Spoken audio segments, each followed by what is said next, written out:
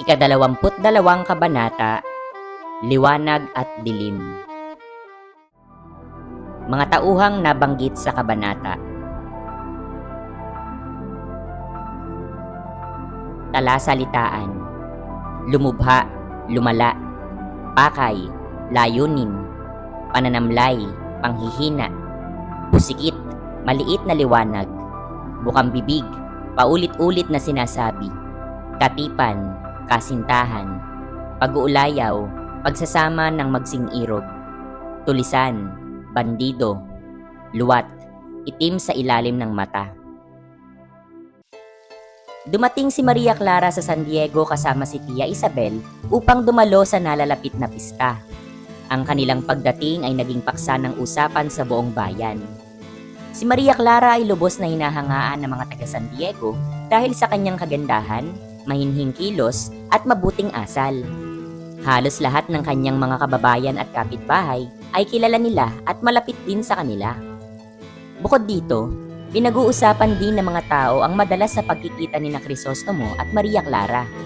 Nang malaman naman ito ni Padre Salvi, hindi niya mapigilang magalit. Napansin din ng mga taga San Diego ang pagbabago sa kilos at ugali ng kura na tila palaging balisa. Isang araw, nagtungo si Crisostomo sa bahay ni Maria Clara upang ipaalam na handa na ang lahat para sa kanilang piknik kinabukasan. Labis itong ikinatuwa ni Maria Clara sapagkat muling magkakasama ang kanilang grupo. Sa pagkakataong iyon, nakiusap si Maria Clara na huwag nang isama si Padre Salvi sa piknik. Ipinagtapat niyang palagi siyang kinakabahan at natatakot kapag kaharap ang pari. Bukod dito, sinabi rin niyang hindi siya komportable sa presensya nito sapagkat malagkit itong tumingin sa kanya na tila may kahulugan. Gayunpaman, hindi sumang-ayon si Crisostomo sa hiling ni Maria Clara. Ipinaliwanag niyang hindi maganda sa paningin ng iba kung sila lamang ang magpupunta at hindi rin ito naaayon sa kagandahang asal at kaugalian sa San Diego. Habang nag-uusap sila, dumating si Padre Salvi, kaya naputol ang kanilang pag-uusap. Nagpaalam si Maria Clara kay Crisostomo at sa kura at nagdahilang masakit ang kanyang ulo at kailangan niyang magpahinga. Samantala, inimbitahan ni Crisostomo si Padre Salvi na sumama sa kanilang piknik. Dahil talagang inaasahan na ito ng kura, agad niyang tinanggap ang paanyaya ng binata.